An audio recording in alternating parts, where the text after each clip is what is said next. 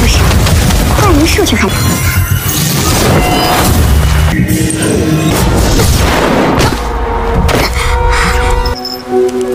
天真。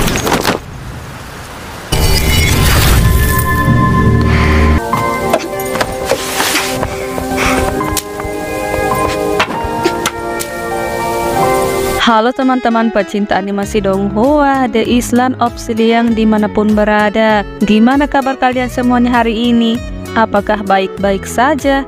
Kalau begitu kita akan melanjutkan kisah perjalanan Om Jingsuan dan Tante Tuli. Jika kalian sudah siap, mari kita mulai ceritanya. Kilas balik diperlihatkan kenangan membahagiakan masa kecil Jingsuan dan Tuli bersama kedua orang tuanya. Mereka berempat berjalan-jalan di padang rumput ilalang yang begitu indah. Sang Senging Moi Jingsuan dan Tuli telah menikmati hari-hari yang membahagiakan ini sebelum terjadi insiden yang mengerikan itu. Tuli berterima kasih kepada Paman Cengran karena telah membantu Tuli pada saat di aula pertemuan. Cengran menyuruh Tuli kembali, jika tidak Nyonya Gendut Cengrong akan mempermalukan Tuli lagi. Itu tidak masalah bagi Cengran karena pada saat itu Cengran kebetulan keluar untuk mencari udara segar. Tiba-tiba terdengar percakapan di tempat lain dan Tuli segera menoleh ke arah percakapan itu. Mungkinkah ada anggota lain keluarga Sang yang tersisa di pulau? Cengran juga berkata semua orang akan lebih sensitif jika menyangkut kejadian saat itu. Tetapi percakapan tidak berhenti sampai di situ saja. Mungkin keluarga Sang tidak ada yang mati saat itu dan bersembunyi di pulau menunggu kesempatan. Apakah kamu terluka? Omong kosong apa yang kamu bicarakan? Cengran langsung memanggil Tuli dan berkata, jika Tuli ikut campur masalah itu, tidak ada yang bisa melindungimu. Aku mengerti, jawab Tuli. Setelah itu Tuli bergumam dengan lembut. Sebenarnya apa kebenaran kejadian saat itu? Selanjutnya di suatu tempat pada malam hari, Tuli bergumam dalam hati, semalam siapa dia? Tiba-tiba terdengar suara gelas jatuh di pagi hari.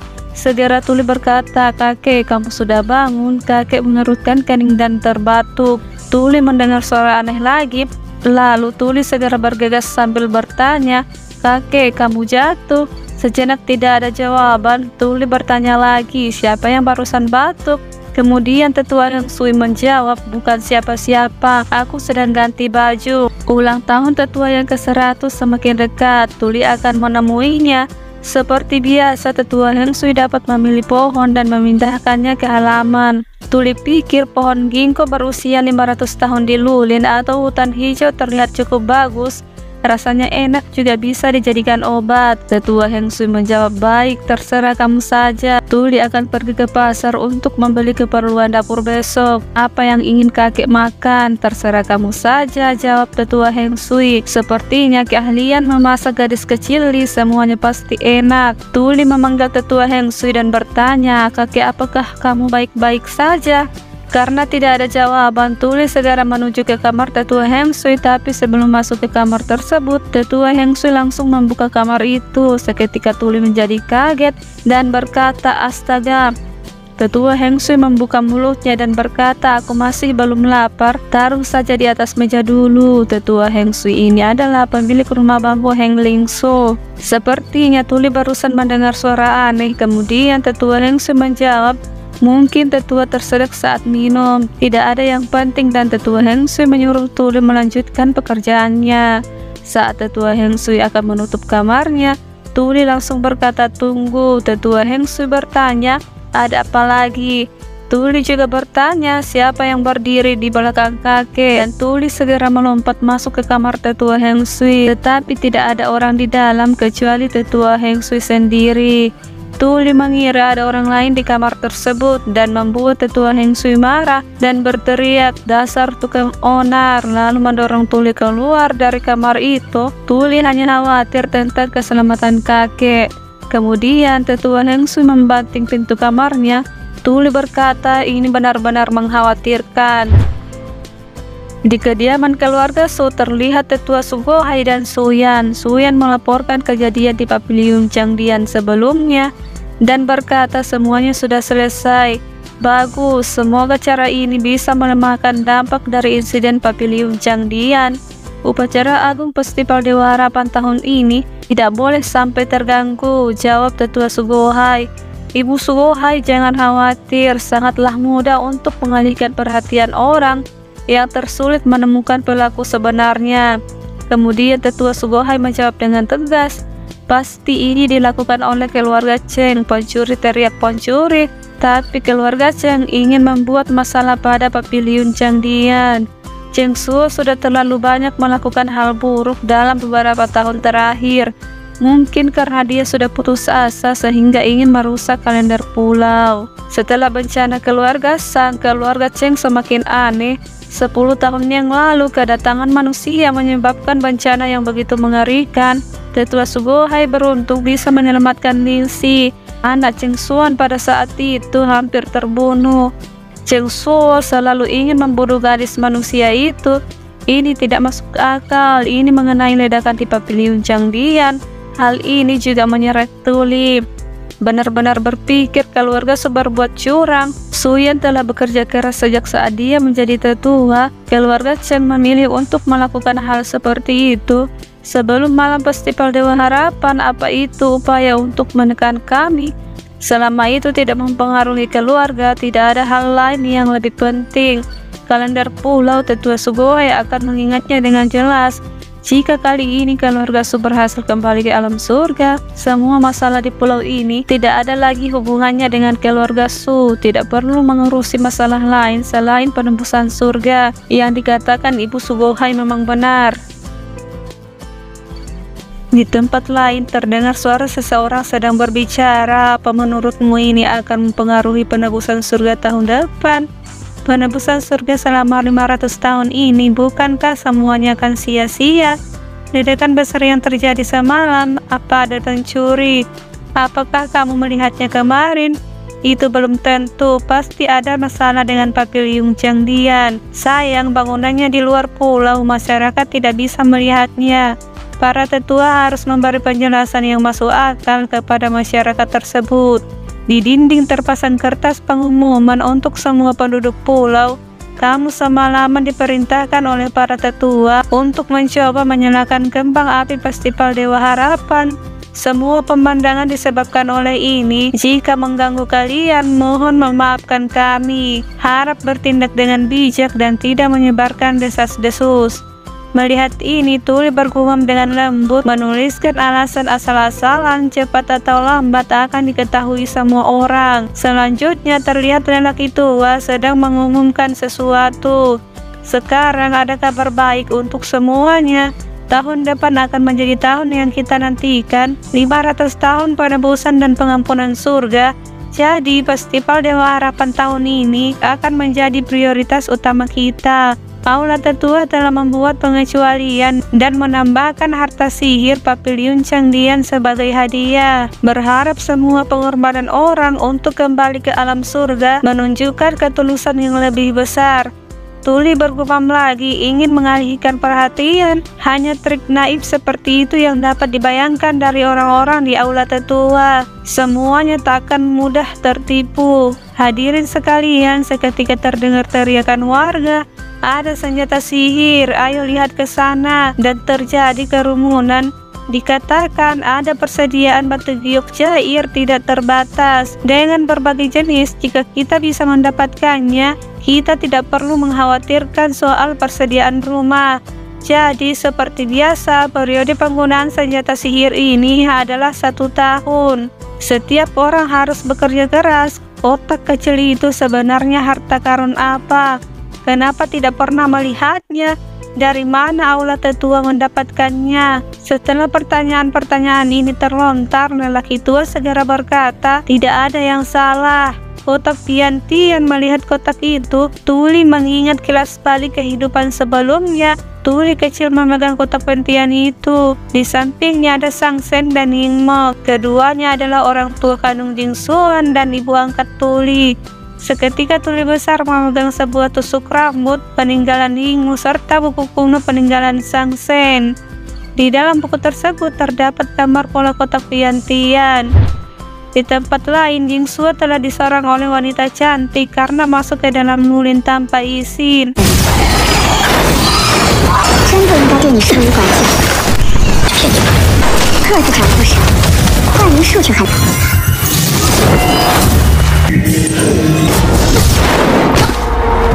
Wanita tersebut adalah Peng Mian. Sejenak keduanya berbicara. Peng Mian berkata kepada Jing Xuan, "Kamu masih punya wajah untuk bertemu denganku." Peng Mian hanya tidak aktif selama beberapa tahun, tetapi Jing Xuan telah memberinya hadiah yang begitu besar. Kemudian Peng Mian menyerang Jing Xuan lagi. Peng Mian benar-benar tidak boleh lalai menghadapi Jing Xuan. Sudah begitu lama masih tidak mempelajari jurus Fantasy Flame. Apa yang kamu lakukan beberapa tahun ini? Jika ini terus berlanjut, bagaimana kamu bisa bersembunyi dari utusan dewa saat penembusan surga? Kemudian Jing Xuan berkata, yang disebut penembusan surga hanyalah kebohongan. Jing Xuan menemukan catatan pulau di Pavilion Changdian. Peng Mian sudah katakan, Jing Xuan berbeda dari yang lain. Catatan itu tidak berguna untukmu. Kemudian Jing Xuan berkata, kamu sudah melihatnya sejak lama. Jadi sejak zaman kuno tidak ada yang pernah melewati surga dan pulau Siliang untuk penebusan. Terus kenapa? Kami telah mempersiapkan selama bertahun-tahun. Apa benar-benar ada harapan? Jangan menebak-nebaknya. Jing Xuan hanya perlu mengikuti perintah Peng Mian, tidak perlu tahu hal lainnya. Dari 10 hal yang Peng Mian sembunyikan, 9 lainnya pada Jing Xuan. Satu-satunya hal yang memberitahu Jing Xuan semuanya kebohongan. Kemudian Peng Mian menyerang Jing Xuan lagi. Beralih ke topik lain, apa yang terjadi semalam? Jing Xuan berani meledakkan Pavilion Changdian. Kultivasi Jing Xuan diblokir, hanya ingin melihat catatan kuno. Ledakan itu hanya kecelakaan. Jing Xuan mencari tahu tentang orang tuanya lagi. Apa Jing Xuan menyentuh sesuatu yang seharusnya tidak disentuh? Sudah berapa kali Peng Mian memberitahu Jing Xuan, tragedi keluarga Sang merupakan hal tabu bagi para dewa di pulau. Peng Mian menyelamatkan Jing Xuan saat itu. Dibutuhkan banyak upaya untuk menjadikan Jing Xuan seperti orang yang tidak ada. Ada begitu banyak makhluk abadi yang tersembunyi di pulau ini. Bagaimana Jing Xuan tahu kalau tidak ada yang bisa menahannya? Jika itu menunda keberangkatan Peng Mian dari pulau tahun depan, Peng Mian akan menyingkirkan Jing Xuan terlebih dahulu. Jing Xuan berkata sepertinya benar-benar bisa keluar. Kemudian Peng Mian menjatuhkan Jing Xuan ke tanah. Hanya 3 tahun bagi Jing Xuan benar-benar sudah terlihat seperti orang dewasa. Jing Xuan memang sudah dewasa. Apakah Peng Mian masih bingung atau masih merasa hidup di alam dewa? Pulau ini waktu berlalu seperti di alam manusia. Peng Mian berkata, umur kehidupan manusia terlalu pendek. Menjadi naif dan sombong hanya untuk obsesi yang sia-sia. Sepertinya terbakar ke api. Tampak hantu ini semakin membingungkan. Apakah Jing Xuan tidak takut? Bukankah masih ada Peng Mian yang lebih menakutkan? Wujud Peng Mian masih sama persis ketika Jing Xuan pertama kali datang 10 tahun yang lalu. Termasuk masih mimpi untuk meninggalkan pulau. Percaya atau tidak, tahun depan adalah satu-satunya kesempatan untuk keluar dari pulau. Tidak boleh ada kesalahan, jangan terjebak dalam masa lalu. Penyebab kematian ayah dan ibu Jing Xuan harus menyelidikinya. Sistem keseimbangan di pulau ini bisa langsung menghabiskan masa hidup Jing Xuan. Bahkan Peng Mian tidak bisa melakukan apa-apa. Karena Jing Xuan bilang sudah dewasa, jangan lakukan hal naif seperti itu lagi. Jika tidak, Peng Mian hanya bisa menghentikan Jing Xuan. Peng Mian segera pergi dan bergumam dengan lembut. Tampaknya luka saat di Pavilion Changdian tidak ringan. Peng Mian berharap Jing Xuan bisa mengingatnya. Sebenarnya Peng Mian tidak benar-benar menyerang Jing Xuan, tetapi hanya menguji sampai di mana kemampuan tempur Jing Xuan. Di rumah bambu tetua Heng Sui terlihat kertas dengan gambar pola di atasnya. Itu adalah kotak Ventian buatan Sang Sen. Tidak disangka menjadi koleksi Pavilion Changdian. Tahun ini ternyata diambil sebagai hadiah. Tunggu saja sampai Tuli mendapatkannya. Kemudian Tuli membungkus sebuah tusuk rambut dan menyimpannya ke dalam kotak kayu. Bagaimana cara menulis ucapan selamat tinggal di surat? Dikarenakan Tuli tidak tahu cara menulis ucapan itu, Tuli langsung keluar dari rumah bambu dan segera meluncur turun dari rumah bambu tetua Heng Sui. Kemudian Tuli mengambil keranjang bambu dan menendang sebuah tongkat kayu dan menaruh di pundaknya dan pergi.